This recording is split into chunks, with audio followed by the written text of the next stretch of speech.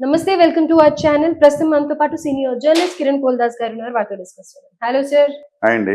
Sir, so Allu Arvind మాట్లాడిన మాటలు మళ్ళీ వైరల్ గా మారాయి. ఏమన్నారు అని అంటే కనుక, చిరుతతో రామ్ చరణ్ కి అంత హిట్ రాలేదు, సో అందుకే మగధీరా హిట్ అనేది నేను ఇచ్చాను, రాజమౌళిని తీసుకొని వచ్చి అంత block buster super duper movie నేను నా అల్లుడికి గిఫ్ట్ గా ఇచ్చాను అని అన్నారు. సో ఇప్పుడే అవి చాలా వైరల్ అవుతున్నాయి. ఏమంటారు సార్ దాని గురించి? అదే విచిత్రం ఏంటంటే, ఆయన అల్లు అరవింద్ గారు తరచూ నోరు పారేసుకుంటున్నారు అనిపిస్తుంది నాకు. సో మొన్ననే కదా దిల్ రాజుని ఆహ్వానించినప్పుడు ఓ సినిమాని ఇట్లా పడేసారు, ఓ సినిమాని ఎత్తారని వెటకార కామెంట్స్ చేసి విమర్శల పాలయ్యారు. మళ్ళీ ఆ మాత్రం ఇంగిత జ్ఞానం లేదా అనిపిస్తుంది నాకు. మళ్ళీ ఇవాళ ఆ తమిళ మీడియాతో మాట్లాడుతూ చిరుతను వెరీ యావరేజ్ సినిమా అంటే ఎంతసేపటికి కించపరచాలనే ఒక తాపత్రయం కనపడుతుంది తప్ప, వాళ్ళకి ఏమీ లేకపోతే నేనేదో అందించాను, నేనేదో చేశాను, నేను గొప్ప అనే ఒక రకమైన ఇగోకి వెళ్ళి అవి చెప్తా ఉన్నాడు. అంటే నిజానికి కూడా జనమంతా నమ్మే అవకాశం కూడా ఉంది కదా.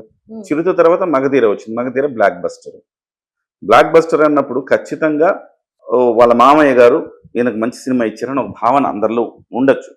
ఇచ్చినా తప్పేం లేదు, అది మేనమామగా ఆ బాధ్యత ఉంటుంది కదా, తప్పేముంది అందులో. తను చాలా గొప్పగా నేనే చేశానని చెప్పు, కానీ నేనే చేశాను, చిరుత చాలా average cinema, very average cinema అన్నాడు. దీన్ని మనం ఖండించాలి. వాస్తవాలు తెలుసుకోవాల్సిన అవసరం ప్రతి ఒక్కరికి ఉంది. సో ఆయన మాటలు నమ్మి నిజంగా చిరుత వెరీ యావరేజ్ సినిమా అనుకుంటే కనుక అది పప్పులో కాలేసినట్టే. చిరుత 2007లో వచ్చింది, ఫస్ట్ సినిమా చరణ్ గారిది. చరణ్ గారి ఫస్ట్ సినిమా ఒక డెబ్యూ హీరో సాధించిన ఒక రికార్డ్ అని చెప్పాలి. All time Telugu record. ఒక డెబ్యూ మూవీ 25 కోట్ల రూపాయల షేర్ సాధించడం ఆ రోజు ఒక రికార్డు. దేశవ్యాప్తంగా చూసుకుంటే 8వ స్థానం. సో అంత ఒక డెబ్యూ మూవీలోనే మరి రికార్డులు సాధించాడు కదా. పైగా ఆ తర్వాత అదే ఏడాదిలో అదే పూరి జగన్నాథ్ తోటి దేశముద్ర అనే సినిమా తీశాడు. ఆ దేశముద్ర సినిమాకి వచ్చిన కలెక్షన్ ఎంత? 22,60,00,000 సంథింగ్. అంటే దాదాపుగా 3 కోట్ల రూపాయలు తన కొడుకైన అల్లు అర్జున్ సినిమా దేశముద్ర కంటే ఎక్కువ కలెక్షన్ చిరుతకు వచ్చింది. అంటే ఏంటి, ఆ రోజుకి అప్పటికే అల్లు అర్జున్ చాలా సినిమాలు చేస్తున్నాడు. దేశముద్ర వచ్చేటప్పటికే దేశముద్రలోనే ఆయన 6 ప్యాక్ బాడీ చేసి అప్పటికే ఎస్టాబ్లిష్డ్ హీరో, చాలా హిట్లు ఇచ్చున్నాడు అప్పటికే, ఎస్టాబ్లిష్డ్. సో ఒకే సేమ్ ఇయర్ సేమ్ డైరెక్టరు వీళ్ళిద్దరు హీరోలకు వచ్చిన సినిమాల్లో చిరుతనే టాప్. సో అటువంటప్పుడు చిరుతని వెరీ యావరేజ్ సినిమాని ఎలా అంటారు? Point number 1. సో కాదు, అబద్ధం చెప్పాడు, పక్కన పెడదాం. మగధీర సినిమా నేను ఇచ్చాను, నువ్వెవరే ఇవ్వటానికి? నాకు అర్థం కాదు. నువ్వు మగధీర సినిమా ఇవ్వటానికి ఆయన ఏదో ఒక రాజమౌళి లాంటి డైరెక్టర్ని తీసుకొచ్చాను, అట్లా పెట్టి ఎట్టు పెట్టి ఇచ్చానంటే అది తప్పు, అది కూడా తప్పు. పాయింట్ నెంబర్ 2, అది కూడా తప్పు. ఎందుకు తప్పు అంటే, రాజమౌళి గారు ఒక ఇంటర్వ్యూలో చెప్పారు. ఏమన్నారంటే, మగధీర సినిమా కంటే ముందు రామ్ చరణ్ గారి ఫస్ట్ సినిమాని నేను డైరెక్ట్ చేయవలసి ఉండింది, కానీ నేను భయపడ్డాను, ఒక మెగాస్టార్ కొడుకు నేను హ్యాండిల్ చేయగలుగుతానా, ఏమన్నా సినిమా అటు ఇటు అయితే నా మీద చాలా ట్రోల్స్ వస్తాయి, అది నేను తట్టుకోలేను, అంత భారం నేను తీసుకోలేను అన్న భయంతో సార్ సెకండ్ సినిమా చేస్తాను సార్ అని చిరంజీవి గారికి చెప్పాను. సార్ అట్లయితే సెకండ్ సినిమా చేద్దురులేండి మీరు అన్నారు. సో దానికి మళ్ళీ అందుకే నేను మగధీర చేశాను అన్నాడు. అంటే చిరంజీవితో కమిట్ అయినది అది, అల్లు అరవింద్ గారికి సంబంధం లే. Point number 2. Point number 3, Ashwini Dutt గారు రెండో సినిమా కూడా నేను చెయ్యాలి అని అడిగితే కాదు అరవింద్ గారు చేస్తారని చిరంజీవి గారు చెప్పారని ఇంకొక ఇంటర్వ్యూలో చెప్పారు. సో అంటే పాయింట్ నెంబర్ 3 ఇది కూడా తప్పే చెప్పాడు ఆయన. సో ప్రొడ్యూసర్గా కూడా చిరంజీవి గారు అవకాశం ఇచ్చారు. ఆయనేమి నాకు కావాలి నేను తీస్తాను మేనల్లుడుతో అని ఈయన అడిగితే అశ్విని దత్ గారిని కాదని ఈయనకి అవకాశం ఇచ్చారు. సో డైరెక్టర్గా రాజమౌళి గారు ఫస్ట్ సినిమాకే ఫిక్స్ అయితే, లేదు రెండో సినిమా అని చెప్పుకుంటే రెండో సినిమాకి ఫిక్స్ అయ్యారు.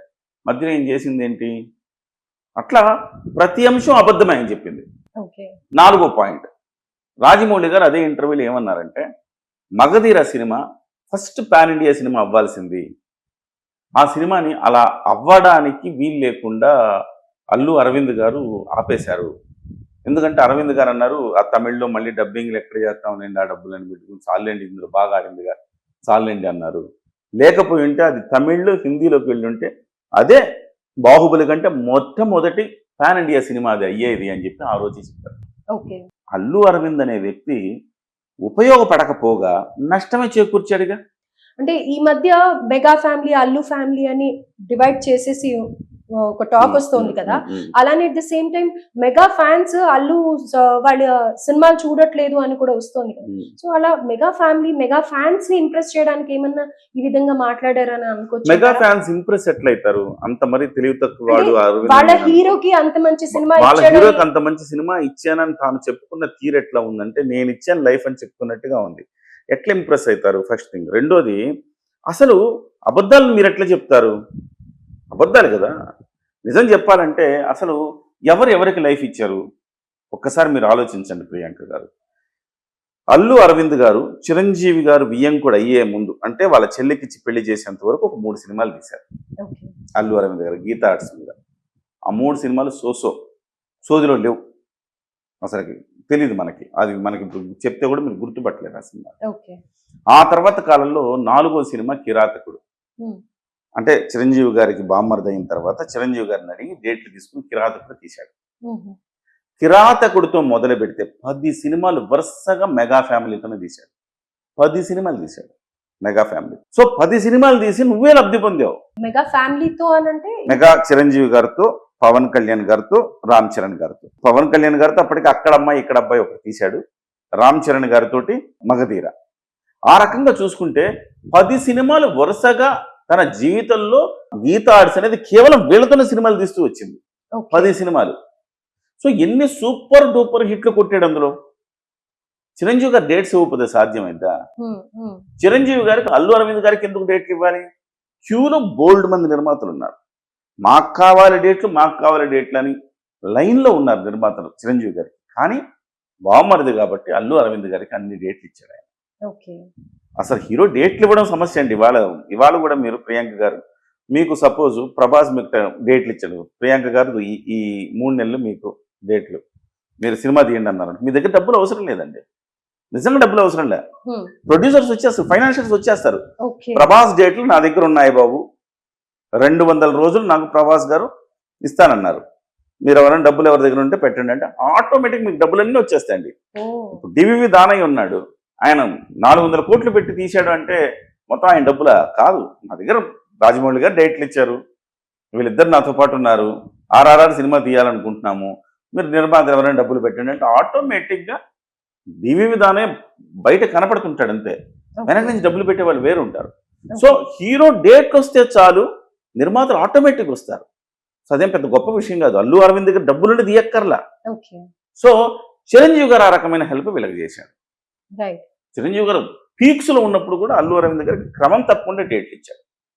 అలాగే చిరంజీవి గారు ఇచ్చిన డేట్లను కొన్ని సందర్భాల్లో వేరే సంస్థలకు కూడా అల్లు అరవింద్ గారు బదిలీ చేశారు. నేను మళ్ళీ చేసుకుంటానండి, వీళ్ళకి ఇద్దాం డేట్లని. అక్కడ కూడా ఆయన లబ్ధి పొందుంటాడుగా. ఈ రకంగా గీతా ఆర్ట్స్ లబ్ధి పొందిందే చిరంజీవి వల్ల, ఎదిగిందే చిరంజీవి వల్ల. ఇవాళ మళ్ళీ నేనేదో చేశాను మెగా ఫ్యామిలీకి అని చెప్పుకుంటే నవ్విపోతారు. కాబట్టి ఇవాళ ఆయన ఓవరాల్గా చెప్పాలంటే వాళ్ళ ఫ్యామిలీ మొత్తానికి ఒక స్పోక్స్ పర్సన్ కావాలి. ఏది మాట్లాడాలి, ఏది మాట్లాడకూడదు, ఏది మాట్లాడితే డబ్బులు వస్తాయి, ఏది మాట్లాడితే మంచి పేరు వస్తుందని చెప్పడానికైనా